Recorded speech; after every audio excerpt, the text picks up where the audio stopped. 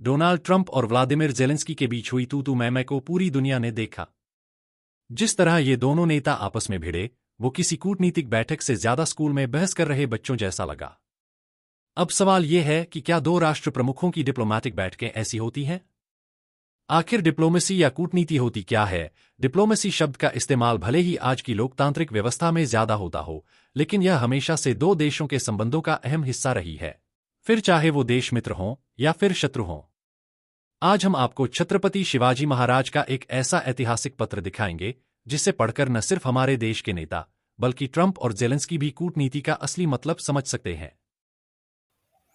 इतिहास में बहुत से राजा हुए, बहुत सी लड़ाइयां लड़ी गई, लेकिन कुछ चतुर राजनीतिज्ञ ऐसे भी थे जिन्होंने अपनी कूटनीति से तलवार से भी ज्यादा घातक प्रहार किए।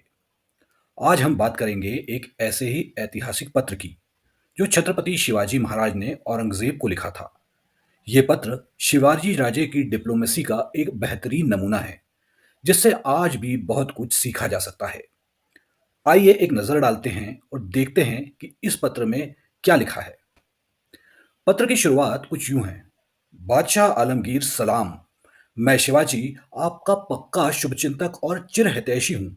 ईश्वर की दया और सूर्य किरण से भी उज्ज्वलतर बादशाह के अनुग्रह के लिए धन्यवाद प्रदान कर निवेदन करता हूँ कि अब यहाँ ध्यान देने वाली बात यह है कि शिवाजी महाराज जिन्होंने औरंगजेब की नाक में दम कर रखा था, एक के बाद एक दक्कन में मुगलों के कई किले छीन लिए थे, फिर भी वे पत्र में उस बादशाह को सूर्य की किरणों से भी उज्जवल बादशाह कहकर धन्यवाद दे रहे हैं। ये सिर्फ औपचारिक शिष्टाचार नहीं, बल्कि एक बेहद महीन और चतुर तंज है। आगे शिवाजी महाराज लिखते हैं कि यद्यपि यह शुभाकांक्षी दुर्भाग्यवश आपकी महिमा मंडित सन्निधि से बिना अनुमति लिए ही आने को बाध्य हुआ था, तथापि मैं जितना संभव है और उचित हो सकता है सेवक के कर्तव्य और कृतज्ञता का दावा संपूर्ण रूप से पूरा करने में हमेशा तत्पर रहता हूं।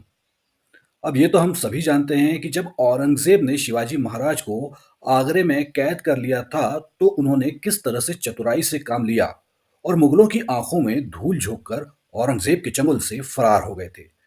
लेकिन इस पत्र में शिवाजी राजे लिखते हैं, यह शुभाकांक्षी दुर्भाग्यवश आपकी महिमा मंडित सन्निधि से बिना अनुमति लिए ही आने को बाध्य हुआ था। आसान भाषा में कहें तो यह मखमल में लपेट कर जूता मारने जैसा है। भाषा की मर्यादा बनाए रखते हुए विरोधी को उसी के दरबार में नीचा दिखाने की ये बेजोड़ रणनीति थी। अब आते हैं मूल मुद्दे पर, यानी जिस बात के लिए ये पत्र लिखा गया था। पत्र में शिवाजी महाराज लिखते हैं कि सुनता हूं कि मेरे साथ लड़ाई लड़ने के कारण आपका धन और राज्यकोष खाली हो गया है और इसी कारण आपने हुक्म दिया है कि जजिया नामक कर हिंदुओं से वसूला जाए। ये पंक्तियां दिखाती है कि शिवाजी महाराज ने सीधे सीधे औरंगजेब की नीतियों की आलोचना की है, लेकिन मजेदार बात यह भी है कि उन्होंने इसे तंजिया अंदाज में कहा है, जिससे उनका विरोध भी जाहिर हुआ और भाषा की मर्यादा भी बनी रही। कूटनीति का सबक, सीधे वार मत करो, सवाल ऐसे उठाओ कि सामने वाला खुद ही सोचने पर मजबूर हो जाए। आगे वे लिखते हैं कि बादशाह अकबर ने 52 साल तक शासन किया और सब धर्मों के साथ समान व्यवहार किया। उनकी राजनीति ने उन्हें जगत गुरु का दर्जा दिलाया, लेकिन आपने उनके रास्ते को छोड़कर कट्टरता का रास्ता अपना लिया। कूटनीति का दूसरा सबक, यदि आप अपने विरोधी से बहस कर रहे हैं तो उसे उसकी ही परंपरा के उदाहरण देकर जवाब दे, ताकि वह खुद अपनी गलती पर विचार करे। पत्र के अगले पैराग्राफ में वे फिर से औरंगजेब के शासनकाल पर लौट आते हैं और लिखते हैं, और आपके शासनकाल में बहुत से किले और प्रदेश आपके हाथ से निकल गए, बाकी भी शीघ्र ही चले जाएंगे, क्योंकि उनके नाश और छिन्न भिन्न करने में मेरी ओर से कोई कमी न होगी। यहाँ शिवाजी अत्यंत साहसी ढंग से औरंगजेब को सीधे सीधे चेतावनी दे रहे हैं।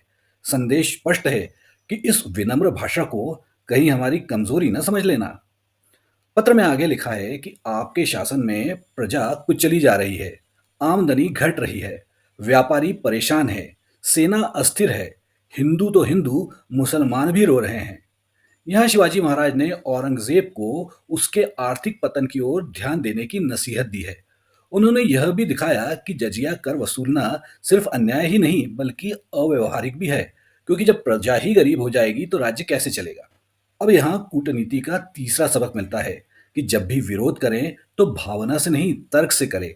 आर्थिक और सामाजिक आधार पर सवाल उठाए, ताकि विरोधी के पास कोई ठोस जवाब न हो। आगे लिखा है इस पत्र में कि आपने तैमूर वंश का नाम और मान डुबो दिया है बादशाह सलामत। यदि आप खुदा की किताब, यहाँ इशारा कुरान की ओर है, को मानते हैं, तो उसके मुताबिक ऊपर वाला सबका मालिक है, सिर्फ मुसलमानों का नहीं। यानी शिवाजी राजा यहाँ धर्म के नाम पर धर्मांधता को राजनीति का हथियार बनाने पर सीधा प्रहार कर रहे हैं। यहाँ कूटनीति का चौथा सबक मिलता है, अपने विरोधी को उसी की विचारधारा के आधार पर पराजित करो। शिवाजी महाराज का यह हस्तलिखित पत्र रॉयल एशियाटिक सोसाइटी लंदन में महफूज रखा है। अब यह हम पर निर्भर करता है कि हम इसे महज एक ऐतिहासिक दस्तावेज के रूप में देखते हैं, या फिर इससे कूटनीति का कोई सबक लेते हैं। आपका क्या विचार है शिवाजी महाराज की कूटनीति के बारे में? कमेंट करके हमें जरूर बताएं।